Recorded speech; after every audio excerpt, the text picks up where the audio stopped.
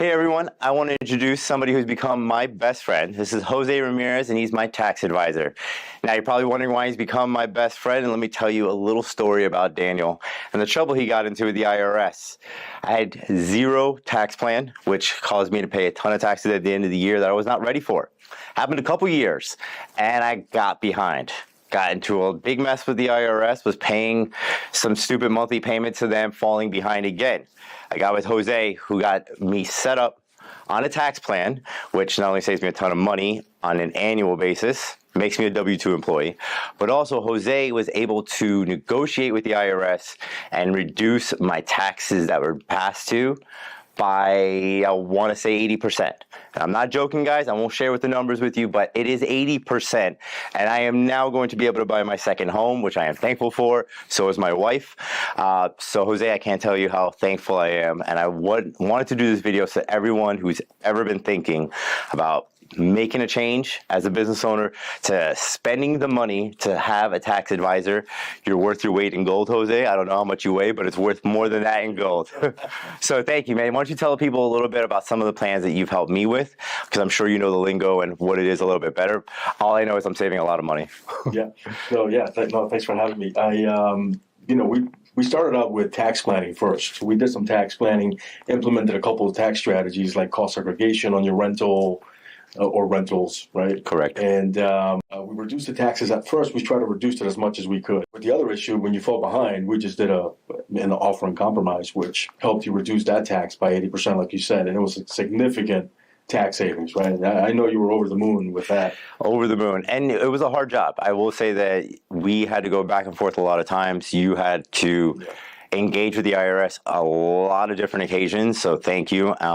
It was a lengthy process, but like I said, 80% savings that I got from it was phenomenal, and you couldn't even tell you how thankful I am, because now it's no longer affecting my DTI, my debt to income ratio.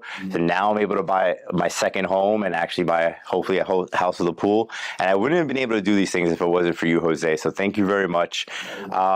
So cost segregation is something that Jose mentioned. I would like you to just talk on that a little bit more, because my friends who are real estate agents may not know about this great trick for yourself or for your clients, and it saved me a ton of money. Yeah, well, absolutely. Especially when you're first starting out as a business owner, whether you're an agent, a broker, you start making all this money and you don't know that the tax man is going to be waiting for you at the end of the year with their hand out, right?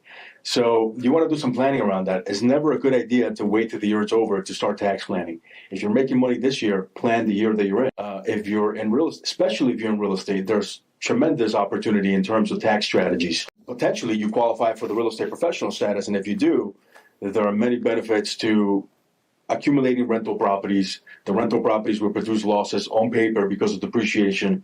That loss can be transferred over to your income as a broker or as an agent, right? And reduce your taxes before having to deal with any issues with payment, right? Your taxes are already reduced before you having to pay the IRS. So the beautiful thing about cost segregation that I thought was he was able to appreciate a lot of my duplex, which, like he said, reduced my taxable liability, I guess. Taxable income, right? Taxable income, thank you.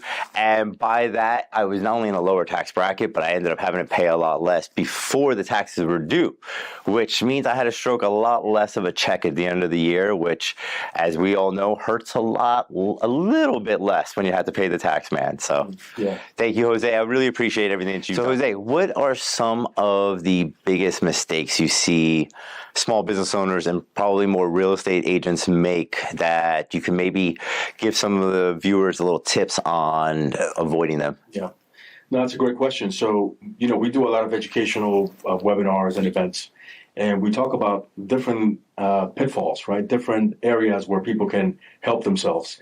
The first line of defense is always going to be setting up the right entity for your business, right? The LLC is great. If you're a professional, a PA may work for you, but you want to make sure that if you are netting, I always say somewhere around 40,000 or more, you're operating under an S corporation. That's going to put a cap on the self-employment tax, pay less taxes on self-employment. Number two is always incorporate real estate into your business, right? If you're a real estate investor, that's a no-brainer, right? Just start accumulating rentals because that's going to reduce your taxable income via depreciation. Some of the mistakes we make is people wait till the last minute. People wait till January 1st to contact an advisor and say, "Hey, help me." Well, the year's over. There's not much we can do, right? So you don't want to wait that long. Great point. Have conversations with your advisor on a regular basis. You want to meet with them at least twice a year. I recommend quarterly to review your financials on a quarterly basis. But you want to be in a position where you're planning ahead. You're not being reactive. You're actually playing offense, right? Not defense. So if you're in that position as a business owner, you're always going to do well tax-wise.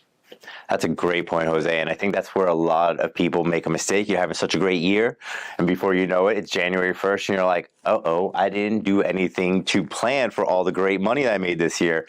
And I know myself, I've got myself in trouble that way. So if people need to get in touch with Jose, how do they do that? Best way is to go to the website, advancedtaxadvisors.net. There's a Contact Us button there. Click there and you're good. I'll make sure we put it down below.